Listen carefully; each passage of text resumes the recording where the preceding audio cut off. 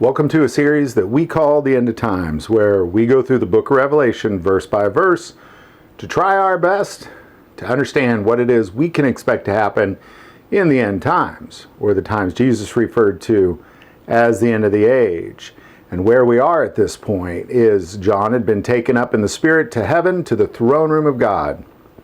And while he's there, he sees a lot happen. And I want, as we then get into this episode, I want to remind everybody that the way Revelation works, when you read it, you're not just reading about different events as you go through Revelation. Oftentimes you're reading about events. Like, for example, in the beginning, John is seeing events take place, but he's seeing them from the throne room of God. Later, we'll see those same events take place and what that looks like on the earth. And then we also see many of those same events in the spiritual realm. So oftentimes we see the same events repeat, but we just see them from different views. At this point, John is still in the throne room of God, and he notices God has a scroll in his hand that has 7 seals. It's determined only Jesus Christ is worthy to open those seals to bring forth what's in that scroll, which is the divine coming of the kingdom of God on earth as it is in heaven, the end of the age. And that scroll has been open, and as soon as those 7 seals were broken, everything leading up to that point was caused by man. Go back, again, we've done 30 or so of these episodes, so a lot has happened at this point. But this last episode, before this one, was the first time that we saw the wrath of God being unleashed on the earth, and that's what these 7 trumpets are. And we've heard the first trumpet, and now we're about to hear the second trumpet. Revelation 8, verse 8. Then the second angel sounded, and something like a great mountain burning with fire was thrown into the sea, and a third of the sea became blood, and a third of the living creatures in the sea died, and a third of the ships were destroyed. Now, we've talked about this event also because John kind of saw the prophetic appointment of this event, and we're going to see this event later in Revelation as well. But I wanted to wait till the second trumpet to talk about this third. What's taking place here is essentially a meteor is destroying a third of the earth, and it's hitting the sea, apparently.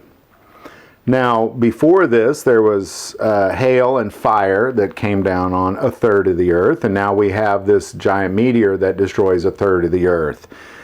And we'll notice that as these 7 other trumpets are being blasted, that, again, a third of the earth.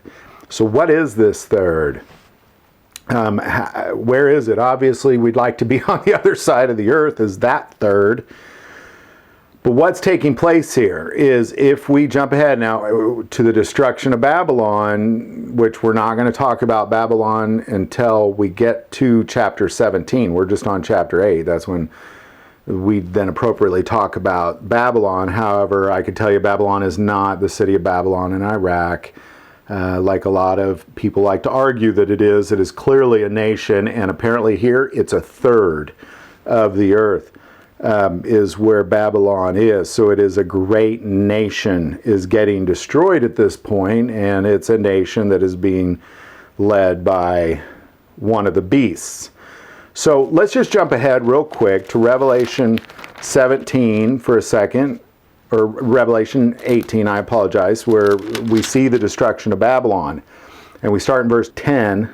Alas, alas, the great city Babylon, the mighty city, for in 1 hour your judgment has come. And then let's jump to 21. Then a mighty angel took up a stone like a great millstone and threw it into the sea, saying, Thus with violence the great city Babylon shall be thrown down and shall not be found anymore. Now I jump ahead because, again, we're seeing this same, that's the same event that we're seeing here. And if we look at this second trumpet, let's take a look at this again. Revelation 8, verse 8. Then the second angel sounded, and something like a great mountain burning with fire was thrown into the sea, and a third of the sea became blood, and a third of the living creatures in the sea died, and a third of the ships were destroyed.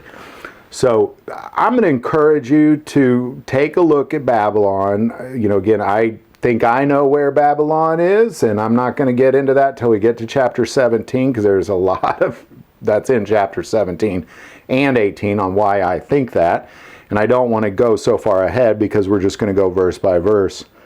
But Babylon is being destroyed here. A third of the earth is being destroyed in this moment.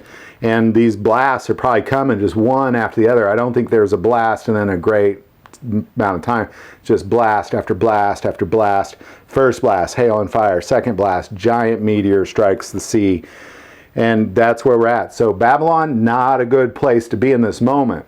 Time-wise, where we're at is we're in the latter part of the tribulation, because what has taken place up to this point, if you took a look at the other episodes, was a lot of man's doing. You started with just some really leaders being appointed on the earth, then war breaks out on the earth, then famine and pestilence breaks out on the earth, and heavy persecution of Christians has taken place, and then now the wrath of God is taking place.